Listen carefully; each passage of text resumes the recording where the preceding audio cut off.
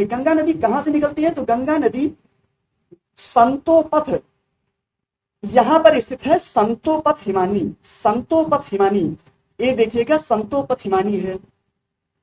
संतोपथ हिमानी कहाँ स्थित है? ये बद्रीनाथ में स्थित है। बद्रीनाथ में संतोपथ हिमानी स्थित है। संतोपथ हिमानी से दो नदियां निकलती हैं, दो नदियां, एक धौली गंगा और एक विष्णु गंगा। धौली गंगा और एक विष्णु गंगा, विष्णु गंगा और धौली गंगा। और धौली गंगा विष्णु गंगा जहां पर मिलती हैं, यहां पर होता है विष्णु प्रयाग। विष्णु प्रयाग, इसको याद रखिएगा विष्णु प्रयाग के नाम से। सबसे पहले जो धौली गंगा और विष्णु गंगा मिलती हैं यहाँ, ये हो जाता है धौली, ये हो जाता है विष्णु प्रयाग। और जहां दो नदियां मिलती हैं उसे प्रयाग कहा जाता है, संगम कहा जाता है, संगम या प्रयाग कहा जाता है, दो नदियों के मिलन स्थल को। तो और आगे जब नदी को आगे बढ़ना होगा तो नदी की गहराई के आधार पर नदी का नाम आगे बढ़ता है। तो यहाँ पर धौली गंगा और विष्णु गंगा दोनों नदियों का जो गहराई है समान रहता है, इसलिए यहाँ नाम परिवर्तित हो जाता है। यहाँ से इसका जो विष्णु प्रयाग है, विष्णु प्रयाग से इस नदी का नाम अलकनंदा हो जाता है, अलकनंदा नदी हो जाता है। कहाँ से? विष्णु प्रयाग से आगे बढ़ने पर। विष्णु प्रयाग से आगे बढ़ने पर एक नंदाकिनी नदी जो है, नंदाकिनी नदी आके यहाँ मिलती है। जहां पर नंदाकिनी नदी मिलती है यहाँ पर हो जाता है नंद प्रयाग। नंद प्रयाग हो जाता है कहाँ पर? जहां पर नंदाकिनी नदी मिलती है। नंदलाला, नंदलाला से याद रखिएगा नंदाकिनी नदी, नंदाकिनी नदी, नंदाकिनी मिलती है। फिर भी यहाँ से आगे बढ़ने पर ये अलकनंदा नाम ही रहता है। यहाँ से आगे बढ़ने पर अलकनंदा ही नाम रहता है। अलकनंदा नदी में इधर से आके पिंडार नदी मिल जाती है। पिंडार नदी अलकनंदा में आकर मिल जाती है। पिंडार नदी जब मिलती है तो ये मिलती, इसके मिलन स्थल को, पिंडार नदी के मिलन स्थल को कर्ण प्रयाग के नाम से जानते हैं। कर्ण प्रयाग, कर्ण प्रयाग, यहाँ भी पिंडार नदी की गहराई कम होती है, इसकी वजह से कर्ण प्रयाग से आगे बढ़ती है अलकनंदा के नाम से ही। अलकनंदा, यहाँ से भी अलकनंदा नाम ही रहता है। अलकनंदा नदी में केदारनाथ से यहाँ एक आके मिलती है मंदाकिनी नदी। मंदाकिनी, ये देखिए मंदाकिनी लिखा हुआ है, मंदाकिनी नदी आके मिलती है। मंदाकिनी और अलकनंदा के मिलन स्थल को रुद्रप्रयाग के नाम से जानते हैं। अलकनंदा और मंदाकिनी नदी के मिलन स्थल को रुद्रप्रयाग के नाम से जाना जाता है।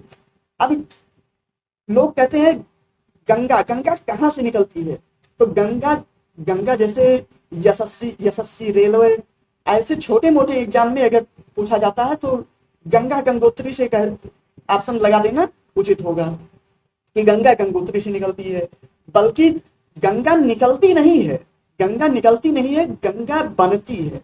गंगा कैसे बनती है? अब देखिए कितनी नदियां मिल चुकी। धौली गंगा मिल चुकी, धौली गंगा के, ये धौली गंगा मिल चुकी, धौली गंगा के बाद नंदाकिनी मिल चुकी, नंदाकिनी, और इधर विष्णु गंगा, विष्णु गंगा और धौली गंगा मिली। तो दोनों के मिलन स्थल को विष्णु प्रयाग कहा गया। नंदाकिनी आके अलकनंदा में मिली, यहाँ नंद प्रयाग हो गया। नंद प्रयाग के बाद पिंडार नदी आके अलकनंदा में मिली तो कर्ण प्रयाग हो गया। और अलकनंदा में इधर से मंदाकिनी नदी आकर मिली तो यहाँ रुद्र प्रयाग हो गया। रुद्र प्रयाग, अलकनंदा और मंदाकिनी के मिलन स्थल को रुद्र प्रयाग के नाम से जाना जाता है। इधर से आती है गंगोत्री, से आती है गंगोत्री। गंगोत्री में एक गोमुख स्थित है, गोमुख से निकलती है भागीरथी नदी।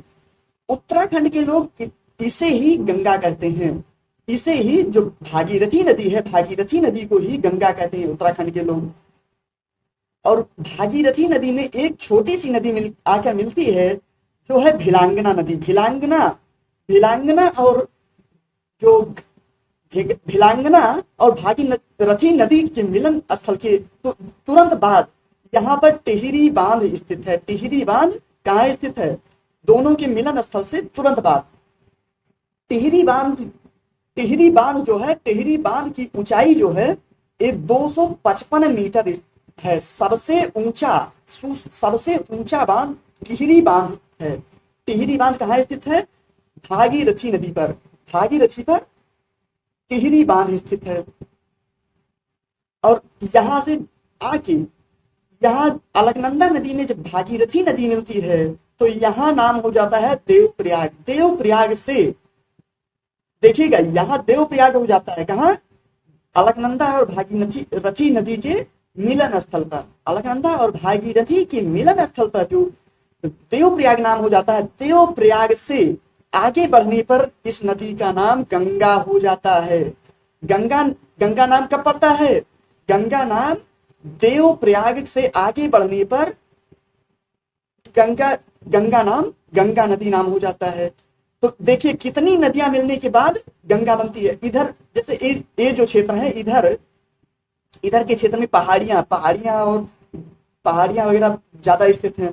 तो यहाँ से जो निकलती है गंगा गंगा गंगा जैसे बहुत सी पहाड़ियों पर जड़ी बूटियां लगी हुई हैं, उनकी जड़ों से होकर प्रवाहित होती है, जिसकी वजह से गंगा नदी को गंगा जल सबसे शुद्ध जल माना जाता है, गंगा जल को, क्योंकि गंगा नदी में बैक्टीरियोफेज नाम का वायरस पाया जाता है।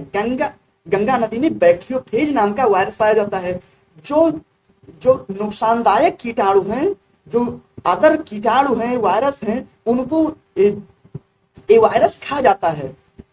ये वायरस जब उनको खा जाता है तो इसकी वजह से गंगा जल में कीड़े कभी नहीं पड़ते। गंगा जल में कीड़े क्यों नहीं पड़ते, गंगा जल में इसीलिए कीड़े नहीं पड़ते, बैक्टीरियोफेज वायरस के कारण। बैक्टीरियोफेज वायरस जो है एक कीटाणुओं को खा जाता है। अब आगे याद करने का, इन प्रयाग को इसी को पंच प्रयाग के नाम से जाना जाता है। 1 प्रयाग, 2 प्रयाग, 3 प्रयाग, 4 प्रयाग, 5 प्रयाग। देव प्रयाग में आके पंच प्रयाग हो जाता है। इसको याद करने का आसान सा ट्रिक बनाए हैं। ये देखिए यहां पर है विष्णु जी। विष्णु से सबसे पहले विष्णु गंगा और धौली गंगा जहां आके मिलती हैं वहां हो जाता है विष्णु प्रयाग। विष्णु प्रयाग कहाँ हो जाता है, विष्णु प्रयाग हो जाता है जहां धौली गंगा और विष्णु गंगा संतोपत हिमानी से निकल कर आके मिलती हैं, वहां विष्णु प्रयाग हो जाता है। विष्णु प्रयाग से आगे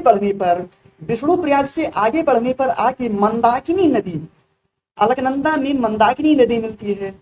मंदाकिनी नहीं, नंदाकिनी नदी आके अलकनंदा नदी में मिलती है। नंदाकिनी से नंदलाला, यहाँ देखिए नंदलाल से याद रखिएगा नंद प्रयाग। अलकनंदा में नंदाकिनी नदी मिलने से नंद प्रयाग का निर्माण होता है। दोनों के मिलन स्थल को नंद प्रयाग कहते हैं। अलकनंदा और नंदाकिनी नदी के मिलन स्थल को नंद प्रयाग कहते हैं। यहीं से आगे जब बढ़ते हैं, अलकनंदा जब आगे बढ़ती है तो अलकनंदा में पिंडार नदी आके मिल जाती है। तो देखिए ये है भगवान कृष्ण। भगवान कृष्ण अपने कर्ण किसे कहा जाता है, कान को। कान में पहनते हैं कुंडल, तो कुंडल से कर्ण प्रयाग हो गया। जहां पिंडार नदी अलकनंदा में आके मिलती है, एक कर्ण प्रयाग उसको कहते हैं। कर्ण प्रयाग में पिंडार नदी अलकनंदा में आके मिलती है। दोनों के मिलन स्थल को कर्ण प्रयाग कहते हैं। अब इसको याद करने का कितना अच्छा आसान हो जाएगा। फिर मंदाकिनी नदी जब आके अलकनंदा में मिलती है, मंदाकिनी नदी, तो मंदाकिनी नदी जब आके मिलती है तो यहां पर हो जाता है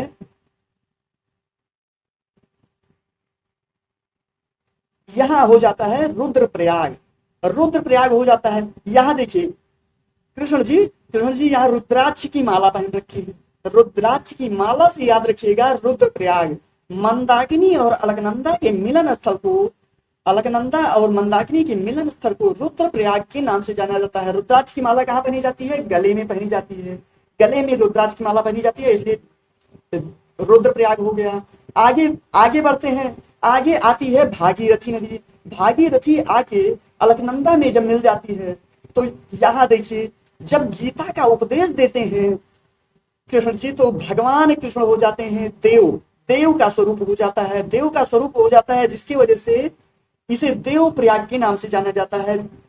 कौन से, भागीरथी और अलकनंदा के मिलन स्थल को देव प्रयाग के नाम से जाना जाता है। देव प्रयाग के आगे बढ़ने पर गंगा नाम हो जाता है। जो अलकनंदा और भागीरथी के मिलन स्थल के बाद इसका नाम गंगा नदी हो जाता है। जैसे पहले पहले देख लीजिए, सबसे ऊपर विष्णुप्रयाग, विष्णुप्रयाग के बाद नंदप्रयाग, नंदलाला से नंदप्रयाग, और कानों में पहनते हैं कुंडल, तो कुंडल से और कान को कहा जाता है कर्ण, तो कर्ण से कर्णप्रयाग। इधर रुद्राक्ष, रुद्राक्ष की माला कहाँ है? गले में पहनी जाती है, रुद्राक्ष की माला गले में पहनी जाती है, तो रुद्रप्रयाग। फिर कृष्ण का देव का रूप हो जाता है, जब गीता उपदेश देते हैं अर्जुन को तो देव का रूप हो जाता है, इससे याद रखिएगा देवप्रयाग।